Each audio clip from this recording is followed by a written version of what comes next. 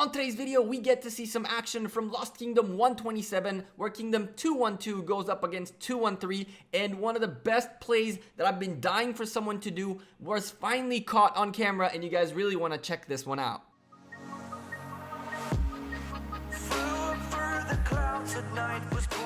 Hey there YouTube, welcome back to the Gekko. What you guys are seeing in the madness slew of insane amount of marches fighting there is BGF from Kingdom 213 going up against DVL. I think DVL, right, from 212. Now, really quickly, these guys actually have met in the past. I'm gonna leave a card up top for a previous war I had covered, where you guys will see Lel and Zilla, who you guys saw on the left side of the map, and you'll see him a little bit more in the rest of this video, has gone up against Cousin in the past. What happened here, DVL pretty much ran away from where they were, or moved from where they were to Kingdom 212, either to exert revenge on these guys who were previously from Kingdom 213, who were from Kingdom 213, or I don't know what, but regardless, it's the meetup again between Lelzilla and Cousin, who is up top. We're watching one of the BGF flags burn, which is not the worst thing that can happen. It was the beginning of their Lost Kingdom first couple of days, or I think this was the first day the pass 4 was open, or second day maybe.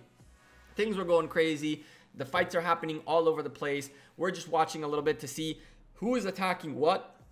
We can see DVL are targeting two flags. The flag on that we're seeing right here belongs to a completely different alliance, WOH from Kingdom 213, and pretty much Kingdom 213 are united. You have WOH, God, and BGF in this video, and they're all going up against DVL and 7K-123. There's a bunch of them there.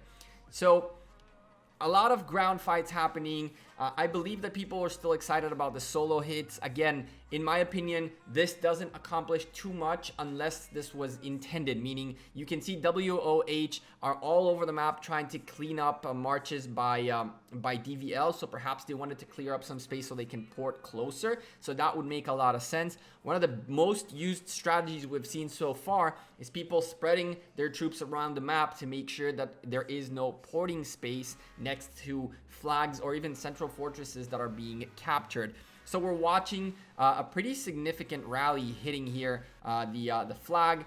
I believe that this flag, it took a couple of hits right there. We're gonna keep swapping back and forth between the things going on, because madness happened all around and it was nuts. It's nuts. You guys don't see Cousin just yet, but you'll see him in a moment. I think I left him in in the cut. I'm pretty sure he's the guy you're seeing. Nope, it's not. So this was the WOH flag we saw being hit. This was the rally that hit it. One of the rallies that hit it. A bunch of rallies hit it. WOH held pretty well. It was kind of an even trade. A little bit more power lost by DVL than WOH. But remember, John Smith right there with tier 5s. Cousin with tier 5s. Tier 5s all over the place when it comes to DVL. And you guys are going to see in a moment that WOH were primarily going with tier 4s. So someone had commented in a video of mine that if you don't have tier 5s, don't bother fighting against them. And this is proof right there of a flag that was held successfully by tier 4s only against 2 tier 5, well, 1.5 tier 5 marches. And as usual, this time around, we really didn't see that many. There is no YSG anywhere. There is no on either the flag or the rally. So these are a little bit of solo hits that hit the flag and stuff like that. Again, these rallies contain tier 5s again and again and again and again. And there is just so much you can do with tier 4s. Yes, I literally just said you can defend a flag with tier 4s, but it comes at a very heavy cost. And you need to have more members than these guys had active and around the flag.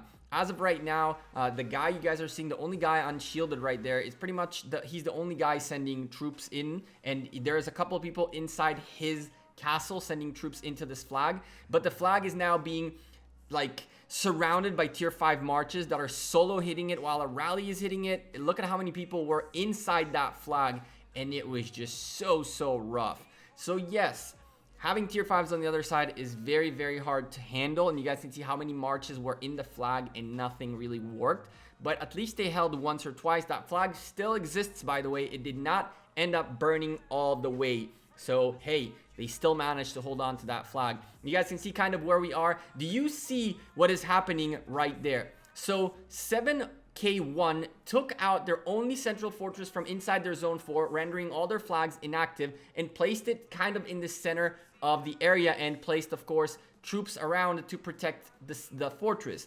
Now God saw this happening, and God, bam, they popped that flag building alliance skill and started marching flags towards that fortress. Now, there is absolutely nothing 7K1 can do in this scenario. The only thing they can do is send as many marches as they can and hope for the best, or if they had a central fortress somewhere in here, which I'm showing you they don't, they could have started flagging their way towards this fortress and essentially protect it, right? So because they couldn't protect it, this is what ended up happening. I want to show you guys, that's a flag on without anything in, and you guys are going to see in a moment what happens when the flag is not 100% full. It can fill a little bit more than that. With the alliance skill, you'll see how long it takes to build a flag.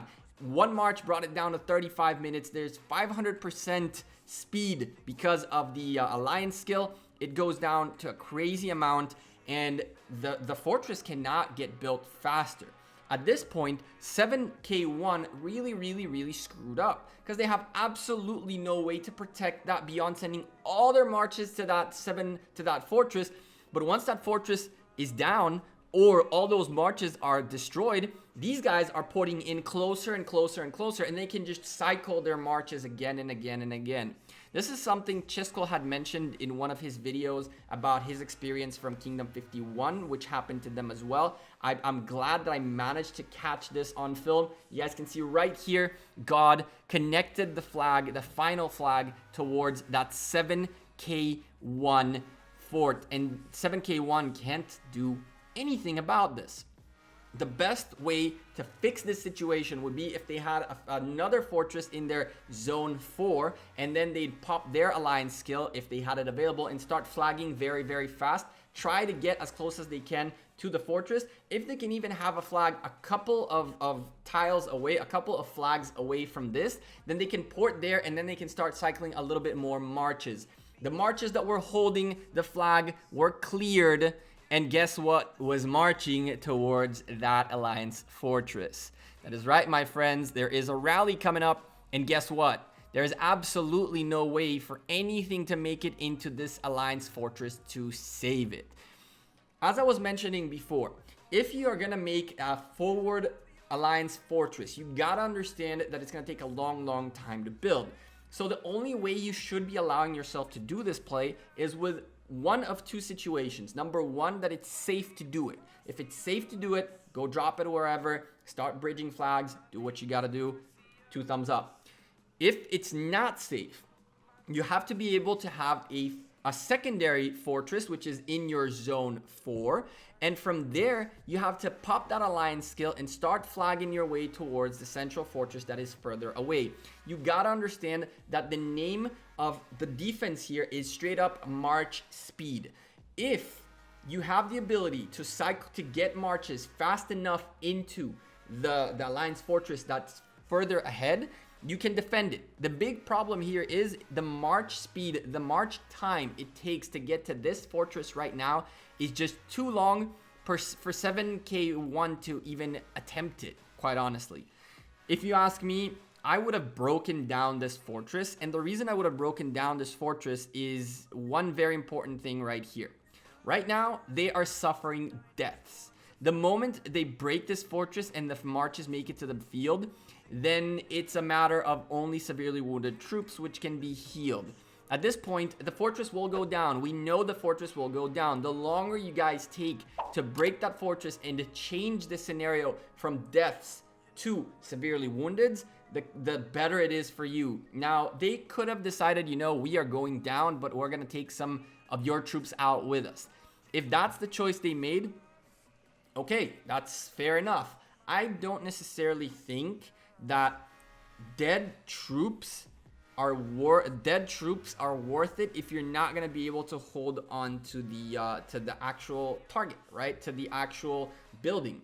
If you know that you're going to be able to hold, if you have the infrastructure and the capability to hold a building, then hell, Send everything in there. There are huge rallies out there of people who rallied for an hour plus to hold a building and managed to hold. But to kill an enemy troops completely dead and lose your own, but also lose the objective, which is the Alliance Fortress, doesn't seem to be worth it in my opinion. What do you guys think? Leave me a comment down below and let me know. I'm really happy we managed to catch this moment happening because a lot of people have spoken about it, but I wanted to show you that it is possible. If you ask me, for future Lost Kingdoms, once Pass 4 opens up, don't go crazy. If the play that I would make is, and I think Chisco mentioned it too, it's slow down, build a few flags just, you know, to start making your way out. Do not pop the Alliance skill yet. Wait to see where your enemies are placing their forts. If there's something you can catch, bam, Alliance skill, make your way there, catch that. The most important thing is once you're making your way there and you get that Alliance Fortress out of the way, you have an infrastructure of flags that you can later on use to place a fortress of your own. So it's kind of a win-win, especially if the alliance that you're hitting, the fortress that's forward ahead that you're hitting, is in a location that is beneficial for you. It's always good to demoralize the enemy by making them feel like they made a mistake. It is much more valuable in a war game to have your enemy tilted, upset, second guessing themselves, or anything of that sort than killing their troops. Because if they start second guessing themselves, they start changing their plan on the fly and making mistakes, from that moment you will be able to capitalize further in the future and get much more deaths. So a play like this tilts an alliance like 7-1k. It costs severely, probably it costs something to God to get it done, including the flags that they placed and the resources to place the flags, and potentially the fact that they're going to have to break these flags because they're useless for them. But the moral victory they gained right here is more important than anything. Now, finally, here's the report of the hit. You guys can see right here, God's Immortus had as many troops as they needed. They got a few reinforcements in there along the way, and you can see what was holding that building down and what was hitting it. There were tier 5s in both places, both in the rally and in the fort itself. A lot more losses to 7k1, including an Alliance Fortress. Now this is another rally by Lelandzilla on 7-3k. You guys can see big names in here. We're seeing a bunch of tier 5s, a bunch of tier 5 marches on the one side against the flag, which, hey, it had a couple of tier 5s in it. 3 tier 5 marches total-ish, plus minus. Great hold by Lelandzilla and by the BGF guys later on. This war is still going on. Things are still crazy out there, and I'm really looking forward to hopefully cover more of this. As of right now, they have pushed both 7k1 and DVL all the way back to their Pass 4, so maybe that area or that Lost Kingdom is over, but I don't know. Anyway, thank you guys very much for watching this video. I hope you guys enjoyed it. Smash the like button if you did. Twitter, Facebook, Instagram, and Discord all in the description down below. I'm the Gekko. I'm out of here. I'll see you guys sooner rather than later. Take care. Peace.